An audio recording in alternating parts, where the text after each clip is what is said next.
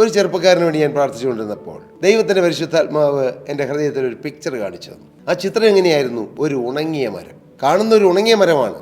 പക്ഷെ ഇത്ര കഴിയുമ്പോൾ ആ ഉണക്ക കമ്പിൽ നിന്നും ചെറിയ ചെറിയ തളിരുകൾ വരുന്നു. ആ തളിര് വന്ന് അത് വളരുന്നു. അതിനുശേഷം ആ ഇലകളുടെ മുകളിൽ അവിടുന്ന് ഒരു നല്ല പൂവുണ്ടാകും. അതിനുശേഷം ആ പൂവിൽ നിന്നും അവിടെ ഒരു ഫലമുണ്ടാകും. വളരെ അർത്ഥവത്തായ ഒരു ദൈവിക ദർശനമെന്നോ ദൈവിക ആലോചനയെന്നോ നമുക്കത് പറയാം. എല്ലാം തകർന്നുപോയി, ജീവിതം ഉണങ്ങിപ്പോയി, പ്രതീക്ഷയില്ല. എന്നാൽ ജീവനുള്ള ദൈവത്തിൻ്റെ വചനം, മകനെ നിനക്ക് പുത്തൻ പ്രതീക്ഷകൾ തരും. യേശു നിനക്ക് പുത്തൻ പ്രതീക്ഷകൾ തരും. യേശു മകനെ നിനക്ക് തളിര് തരും. നിന്റെ കരിഞ്ഞുണങ്ങിപ്പോയ ജീവിതത്തെ പുഷ്പിക്കുവാൻ യേശു ക്രിസ്തുവിന് കഴിയും. നിങ്ങൾക്കറിയാമോ, അഹ്റോൻ്റെ വടി ഉണങ്ങിയതായിരുന്നു, ഉണങ്ങിയ വടി.